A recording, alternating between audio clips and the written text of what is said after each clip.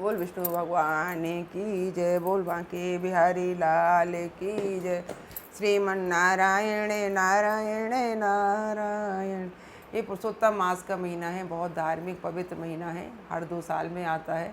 हम सभी लोगों को बहुत पूजा पाठ करना चाहिए और 1 हफ्ते का टाइम है, लास्ट आने वाला है। 28वां अध्याय आपको सुना रहे हैं, बहुत सरल भाषा में सुनाते हैं, आप सभी सुने। कुछ भी नहीं हो तो अपने भगवान की सेवा करें, तुलसी में दीपक रखें, वही बहुत बड़ा पुण्य का काम है। बोल बांके बिहारी लाल की, बोल विष्णु भगवान की। 28वां अध्याय। श्री नारायण कहने लगे कि हे नारद, इसके पश्चात वह अत्यंत दुखों को भोग कर बंदर यानी को प्राप्त हुआ, पापों का नाश करने वाला एक सरोवर था जो देवताओं को भी दुर्लभ मृग तीर्थ नाम से विख्यात था। इसी तीर्थ में वह ब्राह्मण फलों की चोरी के पाप से बंदर की योनि को प्राप्त हुआ। नारद जी कहने लगे, हे प्रभु, करोड़ों पापों से युक्त वह बंदर उस तीर्थ में कैसे बसता रहा? श्री नारायण बोले, चित्रकुंडल नाम वाला कोई वैश्य था, उसकी तारका नाम की स्त्री थी। इन दोनों के पुरुषोत्तम मास करते हुए पुरुषोत्तम मास चला गया। पिछले दिन आने पर स्त्री सहित चित्रकुंडल ने अत्यंत प्रसन्नता के साथ उद्यापन किया और उद्यापन करने के निमित्त स्त्री सहित वेद वेदांग को जानने वाले ब्राह्मण को बुलाया। हे नारद, वहाँ धन के लोभ से कंजूस ब्राह्मण भी पहुँच गया। जब उद्यापन विधि समाप्त हो गई तो चित्रकुंडल वैश्य ने स्त्री सहित ब्राह्मणों को अत्यधिक दान देकर प्रसन्न किया। उसकी बहुत सी दी हुई दक्षिणा से ब्राह्मण अति प्रसन्न होकर अपने अपने घरों को चले गए, परंतु अत्यंत लोभी वह कंजूस रोता हुआ उसके आगे आकर खड़ा हो गया और विनय से नम्र होकर अति गदगद वाणी से चित्रकुंडल से बोला, हे चित्रकुंडल, वैश्य के पति, आप इस समय कृतार्थ हो जो अपने पुरुषोत्तम का सेवन किया। ब्राह्मणों को बहुत सा धन दिया, किंतु मुझ भाग्यहीन को क्यों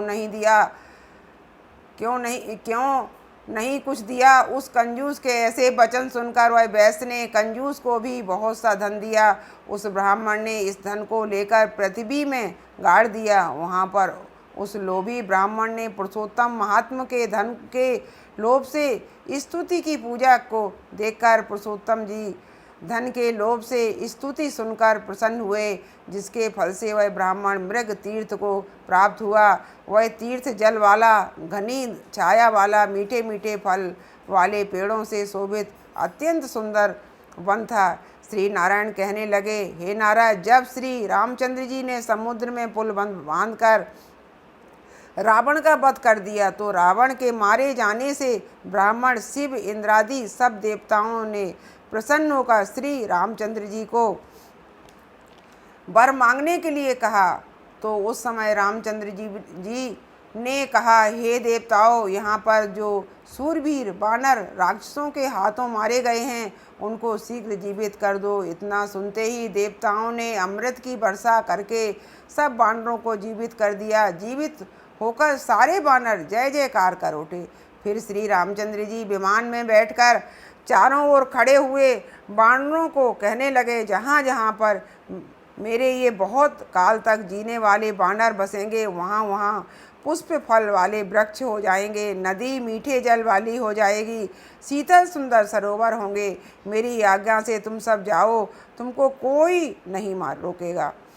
हे नारद, फिर वह लोभी वानर पर्वत जैसा बढ़कर बहुत सी भूख और प्यास से युक्त होकर लोभी हो वन में विचरने लगा। जन्म से ही उसके मुख में पित्त की पीड़ा थी। उस पीड़ा से रात दिन उसके मुख से रुधिर बहता था और वह अत्यंत पीड़ा युक्त होकर कुछ भी नहीं खा सकता था। वह वानर चपलता बस श्रेष्ठ फलों को तोड़ता और मुख के निकट ले जाकर बहुत से फलों को फेंक देता।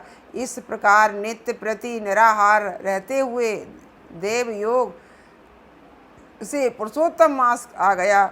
उस मास में भी वह उसी तरह शीत वायु आदि से पीड़ित रहा। कोई समय कृष्ण पक्ष में गहन वन में कोई समय कृष्ण पक्ष में गहन वन में विचरता हुआ वह प्यासा अमृत जैसे कुंड के जल को पीने को समर्थ नहीं हुआ, परंतु भूख से व्याकुल होकर भी चपलता बस वृक्ष के ऊपर चढ़ गया।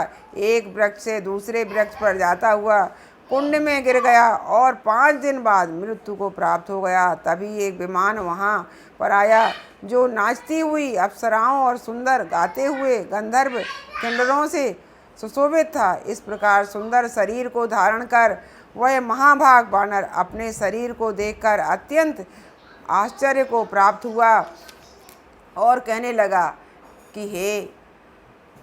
लगा कि मुझे महापापी को यह विमान का सुख जो अत्यंत पुण्य वालों के लिए नियुक्त है कैसे मिला। मैंने तो कभी कोई सुकृत किया ही नहीं जिससे मैं हरि के स्थान को प्राप्त। बोल विष्णु भगवान की जय। कितने ही पाप हम कर लेते हैं, फिर भी हम थोड़ा सा भी पुण्य करते हैं उसका हमें फल मिलता है, इसलिए हमें सत्कर्म पे जाना चाहिए। बोल बाके बिहारी लाल की जय। हम आपको एक भगवान का भजन सुनाते हैं। बोल विष्णु भगवान की जय।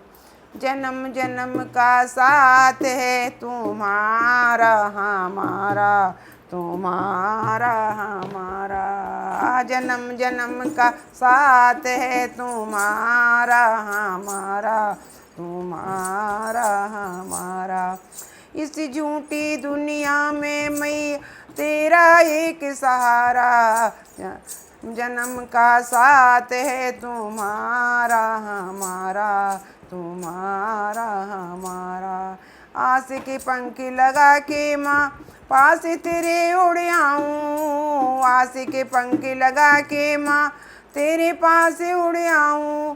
रोके चाहे जमाना पर मैं ना रुक ना पाऊँ, रोके चाहे जमाना पर मैं ना रुक ना पाऊँ। दर्शन पाके मुझको हर दिल एक सहारा, दर्शन पाके मुझको दर से मिल गया सहारा। जन्म जन्म का साथ है हमारा तुम्हारा, जन्म जन्म का साथ है हमारा तुम्हारा।